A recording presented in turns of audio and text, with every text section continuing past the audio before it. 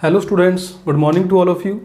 अपने आज इस वीडियो में आपका जो 5वां लेसन है इसका 4th पार्ट स्टार्ट करेंगे और इस 4th पार्ट के अंदर अपना टॉपिक होगा विभिन्न प्रकार के रोगों के लक्षण। मतलब यदि पौधों में कोई रोग हो जाता है तो अपने को उस पौधे में किस प्रकार के लक्षण दिखाई देंगे। मतलब काफ़ी सारे रोग हैं जो पादपों में होते हैं, कोई एक विशेष प्रकार का रोग होने से पौधों में कौन से विशेष प्रकार के लक्षण दिखाई देते हैं। तो आपकी बुक के अंदर जो आपका लेसन है 5वां, इसमें टोटल 14 रोगों के लक्षण दिए हुए हैं। अपने एक एक करके उन सभी के बारे में पढ़ेंगे। तो सबसे पहले अपने पढ़ते हैं रोली या किट रोग के बारे में कि रोली या किट रोग के लक्षण। रोली या किट, तो सबसे पहले देखिए अपने इस रोग को इंग्लिश में क्या बोलते हैं, रस्ट। और रस्ट का सामान्य भाषा में मतलब क्या होता है, जंग लगना। मतलब यदि पौधों में ये रोग हो जाएगा तो पौधों का जो रोगग्रस्त भाग है, पौधे का जो रोगग्रस्त भाग है उसमें अपने को किस प्रकार के लक्षण दिखाई देंगे, जैसे वहाँ पर जंग लगी हो। ठीक है। सेकंड बात कि ये जो रोग है वो किसके कारण होता है, एक कवक के कारण होता है। किसके कारण होता है, एक कवक के कारण होता है।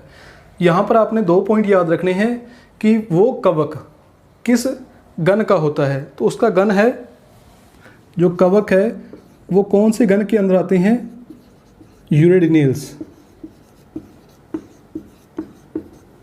कौन से गण के कवक होते हैं, यूरेडिनेल्स। मतलब जो यूरेडिनेल्स गण के कवक हैं इनके कारण कौन सा रोग होता है पौधों में, रोली या किट रोग। जैसे यहाँ पर एक एग्जाम्पल लिखा हुआ है, कवक है पक्सीनिया। ये पक्सीनिया कवक कौन से गण के अंदर आता है, यूरेडिनेल्स। इस पक्सीनिया कवक के कारण गेहूं के अंदर कौन सा प्लांट है, गेहूं के अंदर कौन सा रोग होता है, रस्ट रोग होता है। ठीक है। इसके कारण गेहूं में 3 प्रकार की रस्ट होती है। कितने प्रकार की, 3 प्रकार की। कलर के आधार पर ब्लैक रस्ट, ब्राउन रस्ट और लास्ट में येलो रस्ट। ठीक है। मतलब जो गेहूं का पौधा है उसका जो रोगग्रस्त भाग है वहाँ पर अपने को जो ब्लैक कलर की रस्ट भी दिखाई दे सकती है। मतलब ब्लैक कलर का जो अपने को चूरन जैसी संरचना दिखाई देगी, ब्राउन कलर की भी दिखाई दे सकती है और येलो कलर की भी दिखाई दे सकती है। ठीक है। बस मेन पॉइंट आपने ये याद रखना है कि ये जो कवक है, इस कवक मतलब ये जो रोग है वो एक कवक के कारण होता है और वो कवक कौन से गण के अंदर आते हैं, यूरेडिनेल्स।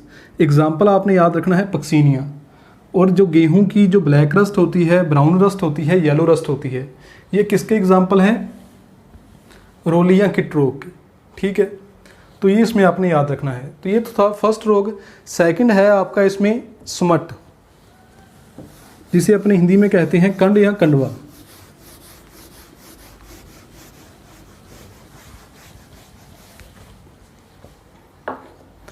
सेकंड है कंड या कंडवा। इंग्लिश में इसे अपने बोलते हैं सुमट। ठीक है। तो देखो सुमट का क्या मतलब होता है, सुमट का मतलब होता है कजली। ठीक है। मतलब कजली का मतलब अपने क्या लिख सकते हैं यहाँ पर, काला चूर्ण।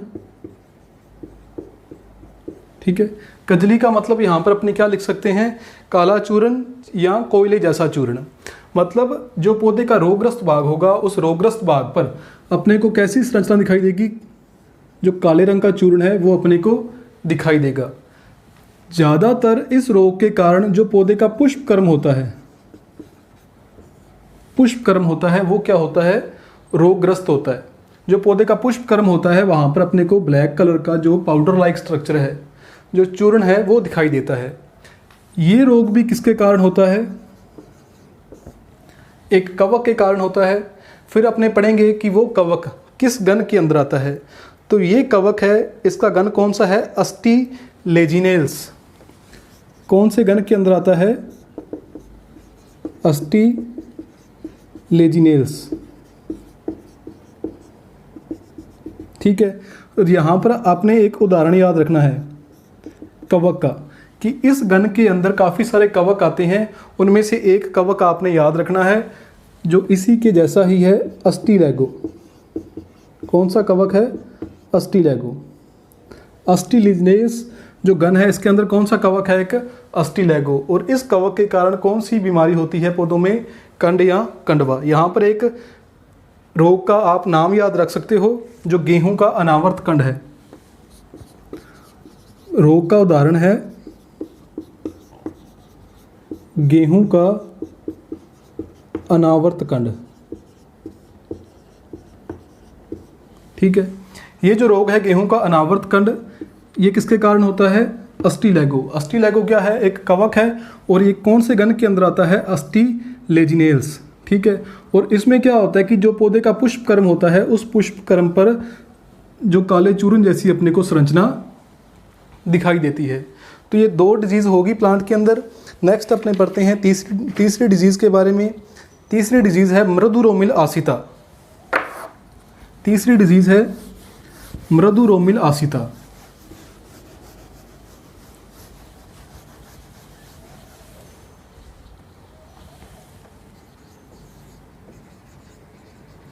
मृदुरोमिल आसिता, इंग्लिश में अपने इसे लिखेंगे डाउनी मिल्ड्यू।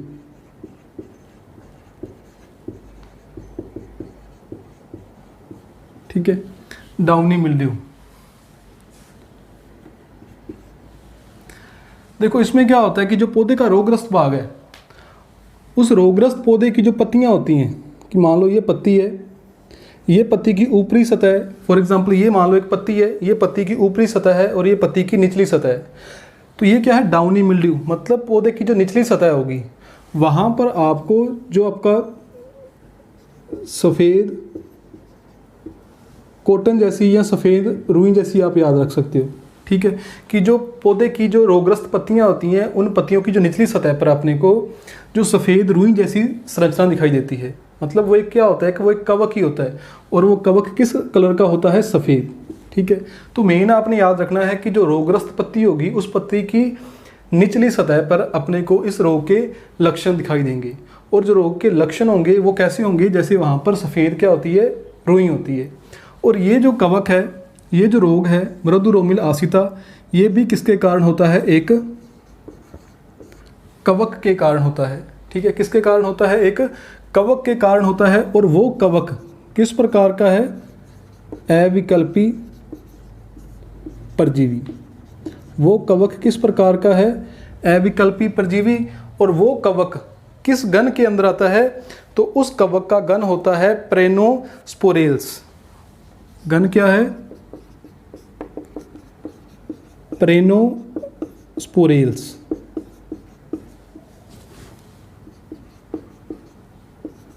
नेक्स्ट आपने उस कवक का नाम याद रखेंगे कि इस गण के अंदर काफ़ी सारे कवक आते हैं, उनमें से आपने एक नाम याद रखना है स्क्लेरोस्पोरा।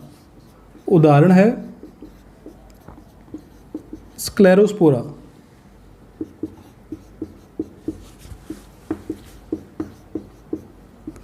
कि इस कवक के कारण पौधों में कौन सा रोग होता है? मृदुरोमिल आसिता। मतलब जो पत्तियां होती हैं, पत्तियों की निचली सतह पर अपने को रोग के लक्षण दिखाई देते हैं। ठीक है, तो ये अपने इसमें याद रखना है। इसमें आप याद रख सकते हो बाजरा की मृदुरोमिल आसिता।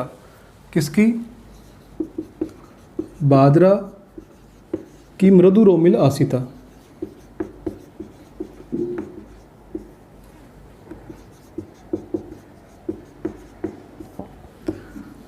तो बाजरा की मृदुरोमिल आसिता किसके कारण होती है? एक कवक के कारण होती है। और कौन सा कवक है वो? स्क्लेरोस्पोरा। कौन से गण के अंदर आता है? प्रेनोस्पोरेल्स। और इस रोग के लक्षण क्या होते हैं कि पौधों की जो पत्तियां होती हैं उनकी निचली सतह पर अपने को सफ़ेद रुई जैसी संरचना दिखाई देती है। तो मृदुरोमिल आसिता के बाद नेक्स्ट है चूर्निल आसिता।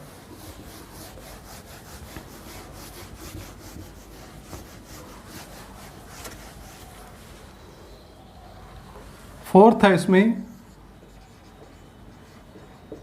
चूर्निल आसिता। इंग्लिश में अपने इसे लिखेंगे पाउडरी मिल्ड्यू।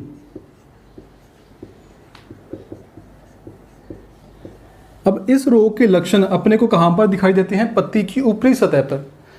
जो डाउनी मिल्ड्यू थी उसके लक्षण कहाँ पर दिखाई दिए थे अपने को? पत्ती की निचली सतह पर। पाउडरी मिल्ड्यू के लक्षण अपने को कहाँ पर दिखाई देते हैं? पत्ती की ऊपरी सतह पर। पत्ती की ऊपरी सतह पर। ये रोग भी किसके कारण होता है? एक कवक के कारण होता है। और वो कवक किस प्रकार का होता है? अविकल्पी परजीवी। ये कवक भी किस प्रकार का है? अविकल्पी परजीवी। फिर नेक्स्ट अपने दो बातें पढ़नी होती हैं कि उस कवक का नाम और वो कवक किस गण के अंदर आता है। तो उसके गण का नाम है एरिसाइफेल्स। गण का क्या नाम है? एरिसाइफेल्स। एरिसाइफेल्स गण के अंदर यहाँ पर एक आपने नाम याद रखना है, कवक का एरिसाइफी। इससे पहले भी आपने इस कवक का नाम पढ़ा होगा, एरिसाइफी। ये जो कवक है किस प्रकार का होता है? अविकल्पी परजीवी। और इस कवक के कारण कौन सा रोग उत्पन्न होता है? चूर्णिल आसिता। यहाँ पर आपने एक रोग का नाम याद रखना है कि जो पाउडरी मिल्ड्यू है, ये पाउडरी मिल्ड्यू किसके कारण होती है? कवक के कारण। और कौन से कवक के कारण? एरिसाइफी के कारण। ठीक है। और इस कवक के इस रोग के लक्षण कहाँ पर दिखाई देते हैं अपने को? पत्तियों की ऊपरी सतह पर दिखाई देते हैं। नेक्स्ट अपनी 4 डिजीज होगी। 5वीं डिजीज है अपनी लीफ स्पॉट या पत्ती धब्बा।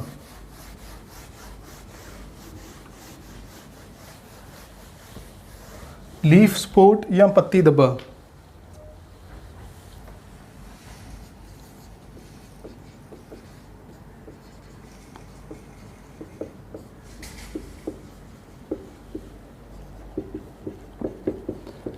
आगे जितने भी रोगों के लक्षण आएंगे वहाँ पर आपने नहीं याद रखना कि वो कौन से कवक के कारण होती है। ठीक है। सिंपल सी बात है कि पत्ती धब्बा मतलब जो रोगग्रस्त पौधा होगा उसकी पत्तियों पर अपने को छोटे छोटे धब्बे दिखाई देंगे। और वो धब्बे किस कलर के होंगे? ब्राउन कलर की। ठीक है। कि वो धब्बे अपने को किस प्रकार के दिखाई देंगे? ब्राउन कलर की। कि सिंपल पत्तियां होती हैं वो किस कलर की होती हैं? हरे या ग्रीन कलर की होती हैं। लेकिन जो रोगग्रस्त पादप होगा उसकी पत्तियों पर अपने को छोटे छोटे भूरे रंग के या ब्राउन कलर के अपने को स्पॉट या धब्बे दिखाई देंगे। ठीक है। यहाँ पर आप एक एग्जाम्पल लिख सकते हो, मूंगफली का पत्ती धब्बा रोग। उदाहरण आपने क्या याद रखना है? मूंगफली का पत्ती धब्बा रोग।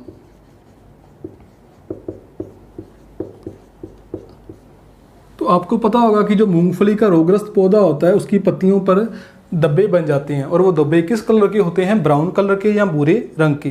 नेक्स्ट अपने पढ़ते हैं पर्णकुंचन। पर्णकुंचन जिसे अपने इंग्लिश में कहते हैं लीफ कर्ल।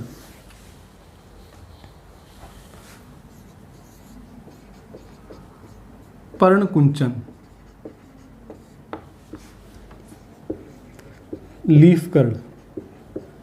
इसमें क्या होता है कि जो पादप की रोगग्रस्त पत्तियां होती हैं, मतलब यहाँ पर पौधे का कौन सा भाग रोगग्रस्त होगा? लीफ मतलब पत्ती कि पौधे की जो रोगग्रस्त पत्तियां होती हैं वो क्या हो जाती हैं? उनके जो किनारे होते हैं वो क्या हो जाते हैं? मुड़ जाते हैं। मतलब पत्तियां क्या हो जाती हैं? कुंचित हो जाती हैं। उनकी जो पत्तियों के जो किनारे होते हैं वो क्या होते हैं? बैंड हो जाते हैं या मुड़ जाते हैं। यहाँ पर आप एक एग्जाम्पल लिख सकते हो, कपास। कपास का पर्णकुंचन रोग मतलब जो कपास के रोगग्रस्त पत्ते हैं, रोगग्रस्त पत्तियां हैं, उनके किनारे क्या हो जाते हैं? मुड़ जाते हैं। नेक्स्ट है उल्टा सूखा रोग। उल्टा सूखा रोग जिसे इंग्लिश में कहते हैं डाईबैक। उल्टा सूखा डाईबैक। इसमें क्या होता है कि अपने को कैसे पता चलेगा कि जो पादप है वो उल्टा सूखा रोग से ग्रसित है?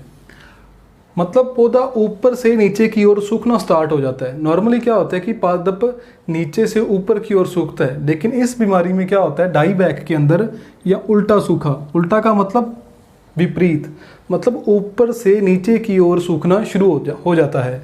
जैसे ये मान लो एक टहनी है, तो टहनी का सबसे पहले ये वाला पार्ट सूखेगा, फिर ये वाला पार्ट, फिर ये वाला पार्ट, मतलब ऊपर से नीचे की ओर जो संपूर्ण पादप है वो धीरे धीरे सूख जाता है। यहाँ पर आप उदाहरण याद रखोगे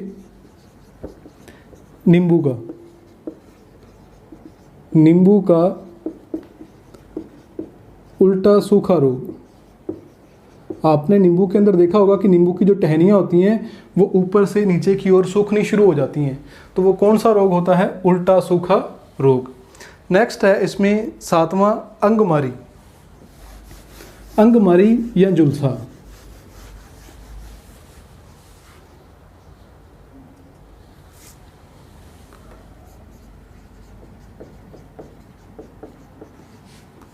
अंगमारी या जुलसा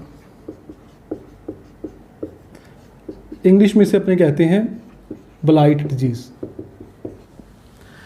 इसमें क्या होता है कि अंगमारी या जुलसा में क्या होता है कि संपूर्ण पादप, कंप्लीट पादप की क्या हो जाती है? डेथ हो जाती है। मतलब इस प्रकार का प्लांट अपने को दिखाई देता है कि जैसे वो जल गया हो। ठीक है, मतलब उसका स्टेम, उसकी जो टहनियाँ हैं आगे, उसकी जो पत्तियाँ हैं अपने को ऐसी दिखाई देती हैं कि जैसे वो जल गई हों। मतलब जो कंप्लीट प्लांट है जैसे वो झुलस गई हों। ठीक है, मतलब कंप्लीट प्लांट की ही क्या हो जाती है? जल्दी ही डेथ हो जाती है। तो इसमें आप याद रख सकते हो, उदाहरण के तौर पर आलू या टमाटर की अगेती या पछेती अंगमारी। अगेती या पछेती अंगमारी कि आलू या टमाटर के अंदर अपने को इस प्रकार की बीमारी सामान्य तौर पर देखने को मिलती है कि इस बीमारी में क्या होता है कि या तो पुष्पन से पहले ही, मतलब पौधों के अंदर फ्लावरिंग शुरू नहीं होती, उससे पहले ही जो प्लांट है वो क्या हो जाते हैं? झुलस जाते हैं, मतलब उनकी मृत्यु हो जाती है। या पुष्पन के बाद जब उन पुष्पों से फ्रूट बन रहे होते हैं, फूलों से फल बन रहे होते हैं, उस टाइम जो ये बीमारी अपने को दिखाई देती है। बीमारी के लक्षण क्या हैं कि अपने को संपूर्ण प्लांट ही कैसा दिखाई देता है? झुलसा हुआ, जैसे वो जल गया हो, उसकी क्या हो जाती है? मृत्यु हो जाती है। ठीक है, तो ये था अपना अंगमारी या झुलसा रोग। अंगमारी या झुलसा रोग के बाद नेक्स्ट है 8वां रोग आदर गलन। आदर गलन। आदर गलन को अपने इंग्लिश में कहते हैं डंपिंग ऑफ। Dumping of. जो नवोद्भिद पौधे होते हैं, मतलब छोटे छोटे प्लांट होते हैं, अभी नवोद्भिद पादप। नवोद्भिद पादप में क्या होता है कि मान लो ये कोई छोटा सा प्लांट है, ये उसका तना है, ये जड़ है, और यहाँ पर ये क्या है? मिट्टी। कि वो प्लांट यहाँ से क्या हो जाती हैं? उनका तना गल जाता है और वो प्लांट क्या नीचे गिर जाती हैं। ठीक है, कि जो नवोद्भिद पादप होते हैं, मतलब अभी वो छोटे ही आकार के होते हैं, उनका वह पार्ट गल जाता है जो मिट्टी के संपर्क में होता है, जिसके कारण जो पादप है वो नीचे गिर जाता है। तो इस प्रकार के रोग को अपने क्या बोलते हैं? आदर गलन या डंपिंग ऑफ। ठीक है, यहाँ पर आप याद रख सकते हो, डंपिंग ऑफ में टमाटर व मिर्च का आदर गलन। टमाटर व मिर्च का आदर गलन कि टमाटर या मिर्च के जो छोटे छोटे प्लांट होते हैं, जिनको अभी अपने दूसरी जगह पर लगाना होता है, किसी गमले के अंदर या दूसरी जगह खेत में अपने, तो उसके जो छोटे छोटे प्लांट होते हैं वो कई बार नीचे गिर जाते हैं और उनकी मृत्यु हो जाती है। ऐसा क्यों होता है कि पौधे का वह भाग जो मिट्टी के संपर्क में होता है, वहाँ पर नमी ज़्यादा रहने के कारण वो क्या हो जाते हैं? गल जाते हैं। तो उस बीमारी को अपने कहते हैं आदर गलन या डंपिंग ऑफ। तो इसके बाद में 9th आता है अपना गलन या सड़न, जिसे इंग्लिश में अपने कहते हैं रोट।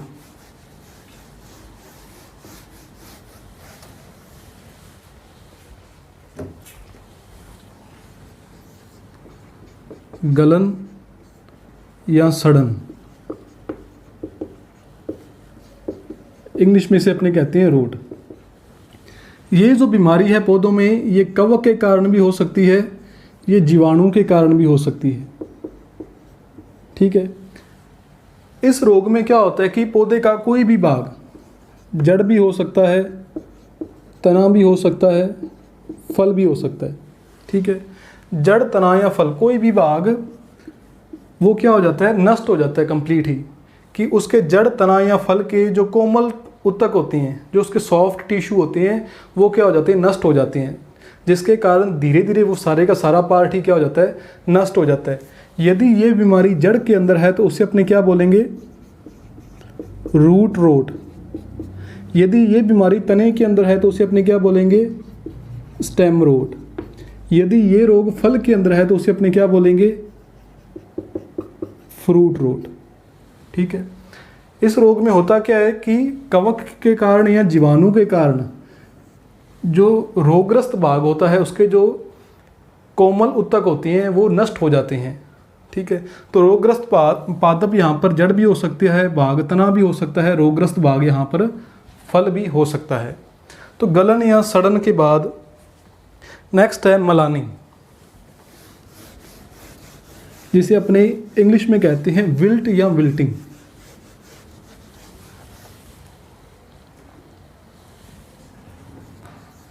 मलानी,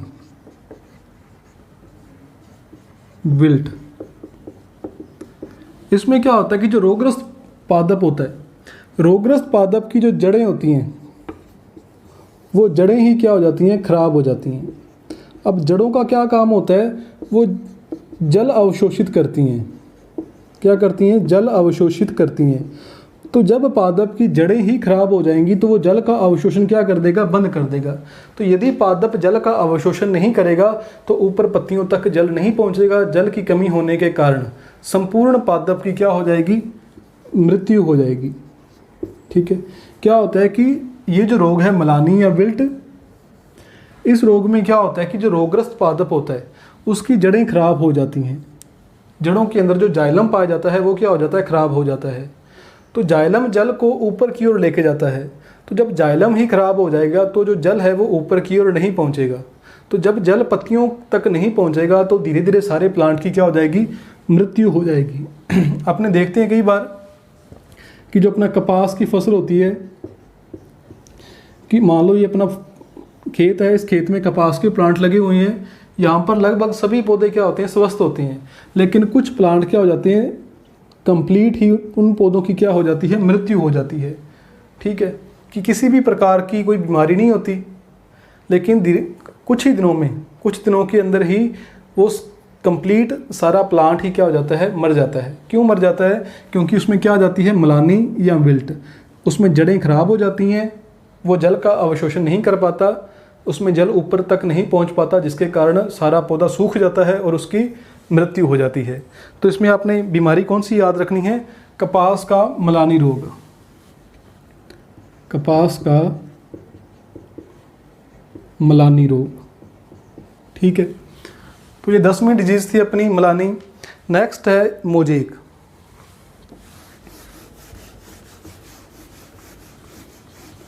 आप सभी ने तंबाकू के अंदर एक बीमारी पड़ी हुई है, येलो मोजेक। नेक्स्ट है मोजेक, इंग्लिश में भी इसे अपने मोजेक ही लिखेंगे। ठीक है, यहाँ पर अपने एग्जाम्पल के तौर पर देते हैं तंबाकू का पादप, कि तंबाकू के पौधों में क्या होता है कि तंबाकू की जो रोगग्रस्त पत्तियाँ होती हैं, उन पत्तियों पर अपने को पीले रंग के धब्बे दिखाई देते हैं। पीले रंग के धब्बे। ठीक है, कि पत्तियां किस कलर की होती हैं, ग्रीन कलर की होती हैं, लेकिन कुछ रोगग्रस्त पत्तियां होती हैं जो उन रोगग्रस्त पत्तियों पर पीले रंग के धब्बे बन जाती हैं। तो वो किस प्रकार का रोग होता है, मोजेक। ठीक है, किसमें होता है, तंबाकू के अंदर। उसे अपने क्या बोलते हैं, येलो मोजेक। Yellow mosaic. ठीक है, येलो मोजेक रोग में क्या होता है कि तंबाकू की जो रोगग्रस्त पत्तियां होती हैं उन पत्तियों पर पीले रंग के धब्बे बन जाते हैं। नेक्स्ट है इसमें फाइलोडी।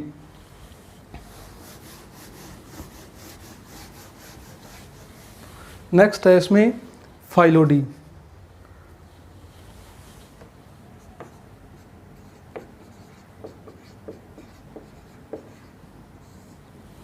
फाइलोडी जिसे अपने इंग्लिश में लिखेंगे इस प्रकार। अब फाइलोडी में क्या होता है कि यहाँ पर आपने एक प्लांट याद रखना है, तिल। तिल कि तिल के पौधों में क्या होता है कि जो पुष्पक्रम होता है, पुष्पक्रम पत्ती जैसी संरचना में चेंज हो जाता है। ठीक है, कि पौधे का जो पुष्पक्रम होता है, इस रोग में क्या होता है, फाइलोडी रोग में क्या होता है कि पौधे का जो पुष्पक्रम होता है, ठीक है, वो पुष्पक्रम पत्ती जैसी संरचना में परिवर्तित हो जाता है। ठीक है, तो यहाँ पर होता है एक प्लांट है तिल, इस तिल में ये रोग पाया जाता है कि तिल में जो तिल के पौधे का जो पुष्पक्रम होता है वो दूर से अपने को ऐसा दिखाई देता है जैसे पत्तियों का गुच्छा हो। तो ये जो फाइलोडी रोग है ये कौन से पौधे में पाया जाता है, तिल के अंदर। रोग आपने क्या याद रखना है, तिल का फाइलोडी रोग, तिल का फाइलोडी रोग। और लास्ट में इसमें आता है स्कैब। जो लास्ट डिजीज है आपकी वो है स्कैब।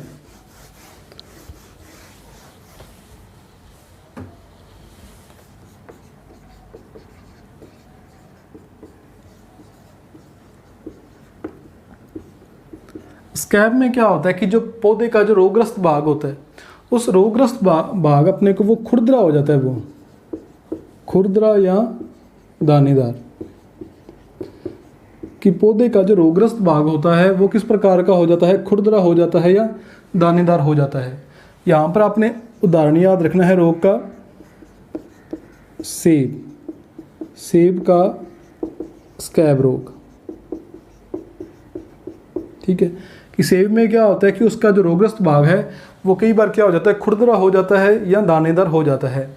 तो वो किस बीमारी के लक्षण है, स्कैब बीमारी के लक्षण है।